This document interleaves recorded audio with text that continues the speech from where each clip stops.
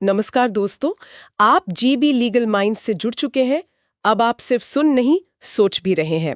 जरा एक स्थिति की कल्पना कीजिए। किसी इंसान के बैंक खाते से अचानक ऑनलाइन फ्रॉड के जरिए 50,000 रुपए गायब हो जाते हैं।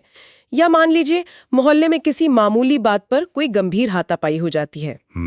वो इंसान घबराया हुआ न्याय और मदद की उम्मीद में सीधा पुलिस स्टेशन पहुंचता है। उसे लगता है कि पुलिस तुरंत उसकी बात सुनेगी और मामला दर्ज करेगी। लेकिन थाने पहुंचकर जवाब क्या मिलता है? अरे मेरा ये मामला तो बहुत छोटा है। हाँ, या फिर अक्सर ये कहते हैं कि जाओ पहले कोई पक्का सबूत लेकर आओ कि तुम्हारे साथ ऐसा कुछ हुआ है, तब देखेंगे। बिल्कुल, मदद की जगह सिर्फ बहाने मिलते हैं और उसकी एफआईआर यानी फर्स्ट इंफॉर्मेशन रिपोर्ट दर्ज करने से साफ इनकार कर दिया जाता है। आज का हमारा ये पूरा विषय इसी आम लेकिन बेहद गंभीर स्थिति पर आधारित है। 1 जुलाई 2024 से देश में नए आपराधिक कानून लागू हो चुके हैं। भारतीय न्याय संहिता यानी बीएनएस, भारतीय नागरिक सुरक्षा संहिता यानी बीएनएसएस और भारतीय साक्ष्य अधिनियम यानी बीएसए। और ये बदलाव बहुत बड़े हैं। तो जब कोई सरकारी तंत्र अपना काम करने से मना कर दे, तो इन नए कानूनों के तहत आम आदमी के पास कौन से अचूक और मजबूत रास्ते हैं? आज हम इन्हीं कानूनी रास्तों को समझेंगे ताकि बिना किसी घबराहट के सही दिशा में कदम उठाया जा सके। देखिए, ये एक ऐसी जमीनी हकीकत है जिसका सामना रोजाना हजारों लोग करते हैं। हम यहाँ किसी किताबी या कागजी ज्ञान की बात नहीं कर रहे हैं, बल्कि कानून की असली दुनिया की बात कर रहे हैं। जब थाने में कोई अधिकारी बात नहीं सुनता तो अक्सर लोग असहाय महसूस करते हैं। या तो मायूस होकर घर लौट आते हैं, हाँ, या फिर गुस्से में आके थाने में ही हंगामा कर देते हैं, जिससे उनका अपना ही केस कमजोर हो जाता है। अगर इन नए कानूनों की सही समझ हो तो घबराहट की जगह इंसान बहुत शांत और सधे हुए तरीके से अपना हक मांग सकता है। कानून कोई बंद किताब नहीं है, ये एक पूरा जुड़ा हुआ तंत्र है जो सही तरीके से इस्तेमाल किए जाने पर बहुत शक्तिशाली साबित होता है। इस तंत्र को थोड़ा और विस्तार से समझते हैं। मैंने इन नए कानूनों के दस्तावेजों में एक बात बहुत स्पष्ट रूप से देखी है। भारतीय नागरिक सुरक्षा संहिता यानी बीएनएसएस की धारा 173 सबसेक्शन 1, इसका सीधा सा निर्देश है कि अगर कोई संज्ञेय अपराध यानी कॉग्निजेबल ऑफेंस हुआ है तो पुलिस को बिना किसी अगर मगर के तुरंत एफआईआर दर्ज करनी ही होती है। बिल्कुल। लेकिन जमीनी हकीकत में अधिकारी अक्सर कहते हैं कि पहले गवाह लाओ या सबूत दिखाओ। मतलब ऐसा लगता है जैसे पुलिस ये उम्मीद कर रही हो कि पीड़ित व्यक्ति पहले खुद शर्लॉक होम्स बने, सारे सबूत और सुराग इकट्ठा करे और फिर थाने आकर बस अपनी रिपोर्ट टाइप करवा ले। ये तो पूरी तरह से उल्टा सिस्टम लगता है। एकदम सही तुलना की आपने, और यही वो सबसे बड़ी गलतफहमी है जिसे दिमाग से निकालना बहुत जरूरी है। शिकायत के वक्त पुलिस का ये कहना कि सबूत लाओ कानूनी रूप से पूरी तरह गलत है। आपराधिक न्याय प्रणाली का नियम ये है कि सबूत जुटाना जांच यानी इन्वेस्टिगेशन का हिस्सा है। सबसे पहले एफआईआर दर्ज होती है, उसके बाद पुलिस की जांच शुरू होती है और उस जांच के दौरान सबूत इकट्ठे किए जाते हैं। किसी भी शिकायतकर्ता का काम सिर्फ घटना की जानकारी देना है, ना कि पुलिस का काम खुद करके उन्हें सबूत लाकर देना। सही बात है। संज्ञेय अपराधों जैसे चोरी, धोखाधड़ी या गंभीर मारपीट में एफआईआर दर्ज करना पुलिस का कोई एहसान नहीं है, ये उनका प्राथमिक कर्तव्य है। और यहाँ एक और बहुत दिलचस्प बात सामने आती है। नए कानूनों के अध्ययन से पता चलता है कि अगर पुलिस अधिकारी ये कर्तव्य निभाने से मना कर दें तो ये खुद उनके लिए भारी पड़ सकता है। हाँ, धारा 220 जी, भारतीय न्याय संहिता यानी बीएनएस की धारा 220 में स्पष्ट लिखा है कि अगर कोई पब्लिक सर्वेंट या पुलिस अधिकारी किसी संज्ञेय अपराध में एफआईआर लिखने से मना करता है तो ये खुद एक दंडनीय अपराध बन जाता है। बिल्कुल। इस प्रावधान के तहत कर्तव्य का पालन न करने वाले अधिकारी को 6 महीने से लेकर 2 साल तक की सजा हो सकती है और जुर्माना भी लग सकता है। इसका मतलब है कि जो व्यक्ति कानून लागू करने की कुर्सी पर बैठा है वो खुद कानून तोड़ने के जुर्म में सजा पा सकता है। ये प्रावधान सच में सत्ता के संतुलन को बदल देता है। जब एक आम नागरिक को ये पता होता है कि पुलिस का इनकार सिर्फ एक टालमटोल नहीं है बल्कि एक दंडनीय कृत्य है, तो थाने में उसका आत्मविश्वास अलग ही स्तर का होता है। वो भीख नहीं मांगता बल्कि अपना अधिकार जताता है। लेकिन यहाँ एक व्यावहारिक सवाल खड़ा होता है। मान लीजिए थानेदार मुंह पर मना कर दे, तो क्या वहीं खड़े होकर उसे धारा 220 पढ़ानी चाहिए या बहस करनी चाहिए? इसका जवाब है नहीं। थाने पर हंगामा करना सबसे बड़ी रणनीतिक गलती होती है। तो उस पल का सही कदम क्या होना चाहिए? अगर सामने वाला व्यक्ति साफ मना कर रहा है तो बिना बहस किए आगे का रास्ता कैसे तैयार किया जाए? पहला कदम हमेशा संयम है। अगर स्टेशन हाउस ऑफिसर यानी एसएचओ एफआईआर लिखने से मना कर रहे हैं तो बहुत शांति से उनसे पूछें कि वो किस कारण से मना कर रहे हैं और क्या वो अपना इनकार लिखित में दे सकते हैं। सादे कागज पर उनका लिखित इनकार मांगना चाहिए। ये मांगना आपका हक है। इसके साथ ही अपनी शिकायत की एक कॉपी हमेशा अपने पास रखनी चाहिए। उस दिन की तारीख, समय और जिस अधिकारी से बात हुई उसका नाम अपनी डायरी या फोन में नोट कर लेना चाहिए। मैं सोच रही थी क्या इस पूरी बातचीत को मोबाइल पर रिकॉर्ड भी किया जा सकता है? किया जा सकता है, लेकिन एक बहुत ही अहम सावधानी के साथ। चोरी छिपे रिकॉर्डिंग करने के बजाय सामने वाले अधिकारी को स्पष्ट रूप से बता देना बेहतर होता है कि सर, मेरी शिकायत दर्ज नहीं हो रही है, इसलिए मैं ये बातचीत रिकॉर्ड कर रहा हूं ताकि मेरे पास अपनी कोशिश का एक साक्ष्य रहे। इससे कोई परेशानी तो नहीं होगी? नहीं, इससे कोई कानूनी अड़चन नहीं आती और आगे चलकर ये एक बहुत मजबूत सबूत बनता है कि पीड़ित ने सही तरीके से अपनी बात रखी थी और उसे बिना किसी ठोस कारण के मना किया गया। चलिए मान लेते हैं कि थाने से इनकार का एक पक्का रिकॉर्ड बन गया। अब यहाँ से दूसरा चरण शुरू होता है। पुलिस विभाग का अपना एक पदक्रम होता है। बीएनएसएस की धारा 173 सबसेक्शन 3 यह अधिकार देती है कि अगर थाना स्तर पर सुनवाई न हो तो नागरिक अपनी लिखित शिकायत सीधे जिले के पुलिस अधीक्षक यानी एसपी या महानगरों में deputy commissioner of police DCP को भेज सकता है। सही कहा। लेकिन इसे भेजने का तरीका भी बहुत मायने रखता है। यह एक बहुत ही महत्वपूर्ण पड़ाव है। एसपी या डीसीपी को शिकायत खुद जाकर दी जा सकती है, लेकिन सबसे सुरक्षित और अचूक तरीका है उसे रजिस्टर्ड पोस्ट या स्पीड पोस्ट के जरिए भेजना। स्पीड पोस्ट ही क्यों? क्योंकि जब आप स्पीड पोस्ट से कुछ भेजते हैं तो आपके पास सरकारी डाक की एक पक्की रसीद होती है और ऑनलाइन ट्रैकिंग रिपोर्ट होती है। ये इस बात का अकाट्य प्रमाण है कि आपकी शिकायत वरिष्ठ अधिकारी के दफ्तर में पहुंच गई है। इसे एक उदाहरण से समझते हैं। मान लीजिए कोई व्यक्ति कानपुर के किसी मोहल्ले में रहता है और वहां के थाने ने धोखाधड़ी की एफआईआर नहीं लिखी। वो व्यक्ति आसानी से शहर के कलेक्ट्रेट इलाके में जाकर डीसीपी ऑफिस के पते पर स्पीड पोस्ट कर सकता है। इस पूरी प्रक्रिया में शायद 50 रुपए का खर्च आए। हाँ, लगभग इतना ही। और कानून के अनुसार इस स्पीड पोस्ट के पहुंचने के बाद वरिष्ठ अधिकारी के पास 15 दिनों का समय होता है। इन 15 दिनों के भीतर उन्हें हर हाल में कार्यवाही करनी होती है। या तो वे खुद जांच करें, किसी मातहत अधिकारी से कराएं, थाने को एफआईआर दर्ज करने का आदेश दें या फिर शिकायतकर्ता को कारण बताएं कि मामला क्यों दर्ज नहीं किया जा रहा। ये 15 दिन की समय सीमा बहुत अहम है। कई बार सिर्फ इतना करने से ही मामला सुलझ जाता है।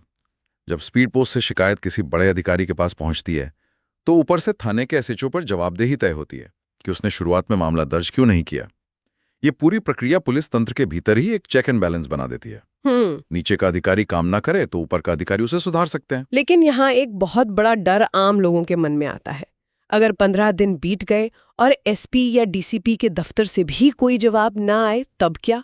यहीं से न्यायालय का रास्ता शुरू होता है और अक्सर लोग कोर्ट कचहरी के नाम से ही कांप जाते हैं। हाँ, उन्हें बॉलीवुड फिल्मों वाले दृश्य याद आते हैं, तारीख पे तारीख, भारी भरकम वकीलों की फीस और सालों तक चलने वाला चक्कर। लेकिन जब हम बीएनएसएस की धारा 175 सबसेक्शन 3 को पढ़ते हैं तो एक अलग ही सच्चाई सामने आती है। ये धारा कहती है कि कोई भी व्यक्ति सीधे स्थानीय मजिस्ट्रेट यानी जुडिशियल मजिस्ट्रेट के पास आवेदन कर सकता है। और सबसे बड़ी बात, ये कोई लाखों का खेल नहीं है। ये डर दूर करना इस पूरी चर्चा का सबसे अहम हिस्सा है। मजिस्ट्रेट के पास जाने की प्रक्रिया बिल्कुल भी महंगी नहीं है। इस शुरुआती आवेदन के लिए कोर्ट की फीस मात्र 10 रुपए से लेकर 50 रुपए तक होती है। सिर्फ 10 से 50 रुपए? जी हाँ, और इसके लिए किसी महंगे वकील की कोई आवश्यकता नहीं है। पीड़ित व्यक्ति खुद भी एक सादे कागज पर अपनी शिकायत लिख सकता है। उसमें थाने जाने का विवरण, एसपी को भेजी गई स्पीड पोस्ट की रसीद और घटना के मुख्य तथ्य लिखकर कोर्ट में पेश किए जा सकते हैं। और अगर किसी के पास बिल्कुल भी पैसे नहीं है तो उसके लिए भी एक बहुत मजबूत व्यवस्था है हमारे देश में। नालसा यानी नेशनल लीगल सर्विसेज अथॉरिटी काम करती है। उनकी एक टोल फ्री हेल्पलाइन है 1500-100 151000। जी, हर जिले के कलेक्ट्रेट या कोर्ट परिसर में डिस्ट्रिक्ट लीगल सर्विसेज अथॉरिटी का दफ्तर होता है। वहां जाकर कोई भी आर्थिक रूप से कमजोर व्यक्ति बिल्कुल मुफ्त कानूनी सहायता और सरकारी वकील प्राप्त कर सकता है। ये हेल्पलाइन सच में एक जीवन रक्षक की तरह काम करती है। ये जानकारी आधी लड़ाई वैसे ही जिता देती है। जब मजिस्ट्रेट के सामने वो आवेदन पहुंचता है तो उनके पास बहुत व्यापक शक्तियां होती हैं।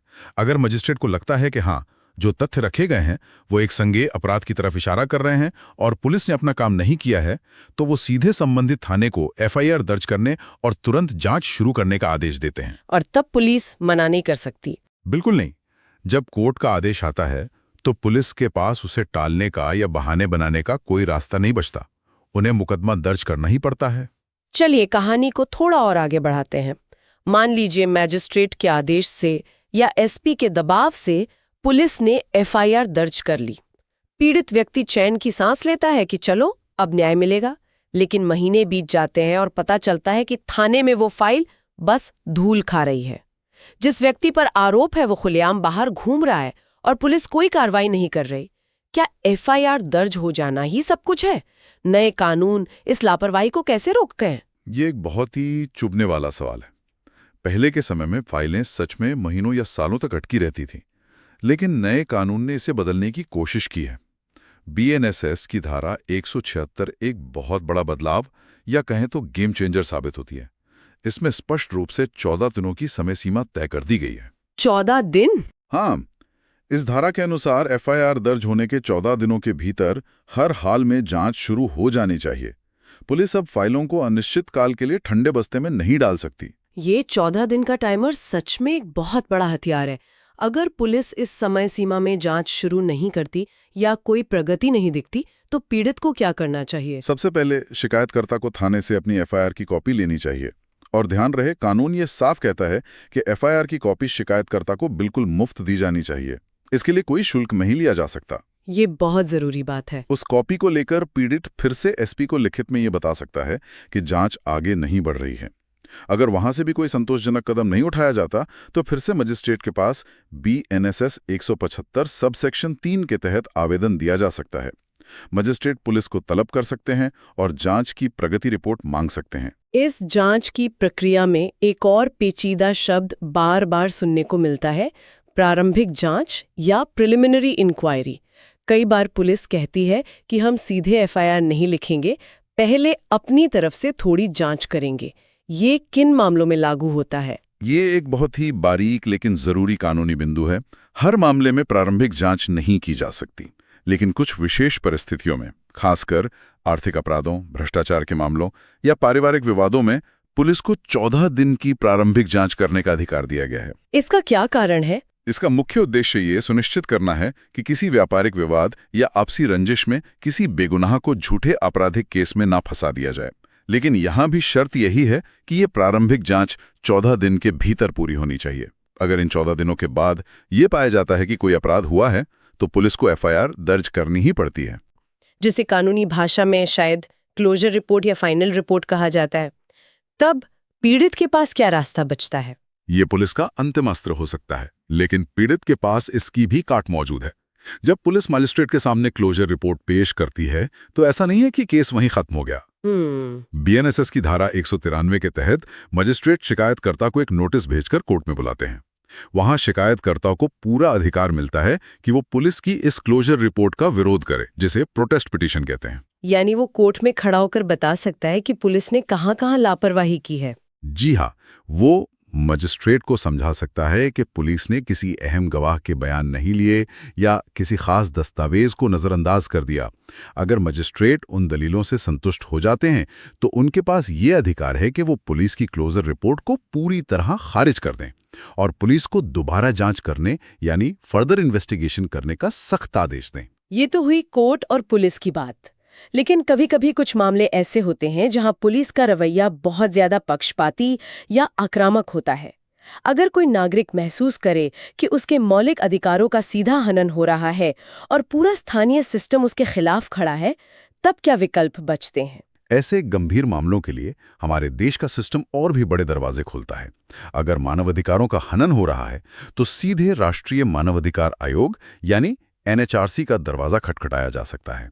उनकी एक सीधी हेल्पलाइन है 14-433, जहां कोई भी नागरिक अपनी शिकायत दर्ज करा सकता है। 14-433? हाँ, इसी तरह अगर मामला किसी महिला के खिलाफ हुए अपराध का है और स्थानीय पुलिस सुनवाई नहीं कर रही, तो विशेष महिला हेल्पलाइन जैसे 1091 या 181 पर कॉल किया जा सकता है। ये संस्थाएं मामले को सीधे संज्ञान में लेकर पुलिस विभाग से जवाब तलब कर सकती हैं। और अगर ये सारे दरवाजे भी बंद लगें, मान लीजिए निचले स्तर पर कोई सुनवाई ना हो रही हो और न्याय की उम्मीद टूट रही हो, तब अंतिम और सबसे शक्तिशाली विकल्प आता है हाई कोर्ट। भारत के संविधान का अनुच्छेद 226 आर्टिकल 226 हर नागरिक को ये सीधा अधिकार देता है कि अगर पुलिस विभाग और निचली अदालतें अपना काम करने में विफल रहती हैं, तो वो हाई कोर्ट में रिट याचिका दायर कर सकता है। इसमें तो खर्च आता होगा। इसमें थोड़ा खर्च जरूर आता है। आमतौर पर एक वकील की फीस 5,000 से 20,000 रुपए के बीच हो सकती है, लेकिन लोकल बार काउंसिल के जरिए सस्ते या मुफ्त वकील भी मिल सकते हैं।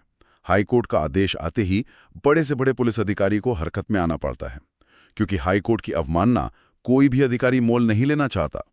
इन सारी धाराओं और प्रक्रियाओं को एक साथ देखकर एक बात जो सबसे साफ उभर कर आती है, वो है कागजी कार्रवाई की अहमियत। पेपर ट्रेल यानी दस्तावेजों का रिकॉर्ड रखना इस पूरी लड़ाई की नींव है। तो अगर हम इन सारी बातों को रोजमर्रा की जिंदगी के कुछ स्मार्ट और व्यावहारिक टिप्स में बदलें, तो वो क्या होंगे? सबसे पहला और सबसे जरूरी नियम, हर चीज का रिकॉर्ड रखना। चाहे वो थाने से इनकार की लिखित पर्ची हो, स्पीड पोस्ट की रसीद हो, कोई आधिकारिक ईमेल हो या कोर्ट का स्टैंप हो, बिना कागज के कानून अंधा होता है। बिल्कुल। दूसरी सबसे अहम बात है समय की पाबंदी। अगर थाने में एफआईआर दर्ज नहीं हो रही है, तो हफ्तों तक इंतजार न करें। 24 से 48 घंटे के भीतर एसपी या डीसीपी को अपनी शिकायत भेज देना बहुत जरूरी है। जितनी जल्दी कदम उठाया जाता है, घटना की गंभीरता उतनी ही ज्यादा मानी जाती है। देरी करने से पुलिस को या कोर्ट को यह सोचने का मौका मिल जाता है कि शायद मामला झूठा है या बाद में सोच समझकर बनाया गया है। बिल्कुल, समय बहुत कीमती है और आजकल तो तकनीक ने भी चीजें काफी आसान कर दी हैं।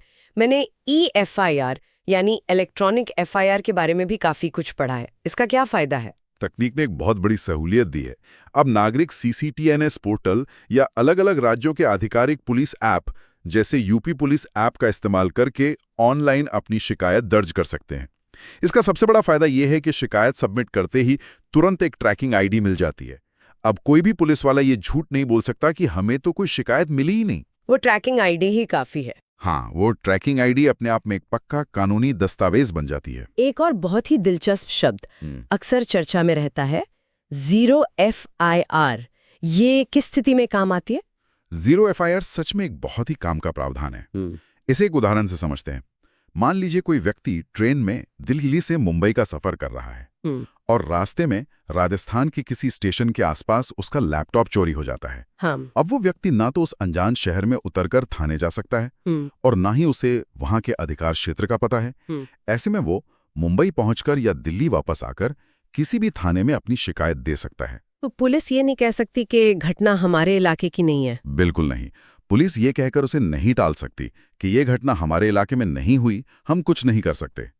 कानून के मुताबिक उन्हें वो शिकायत 0 नंबर के तहत दर्ज करनी ही होगी और उसके बाद ये उस पुलिस स्टेशन की जिम्मेदारी बन जाती है कि वो उस FIR को घटना वाली जगह के सही थाने में आधिकारिक रूप से ट्रांसफर करे। तो अगर हम इस पूरी तस्वीर को एक साथ रखकर देखें, तो समझ में आता है कि कानून सच में एक पूरा जोड़ा हुआ ढांचा है।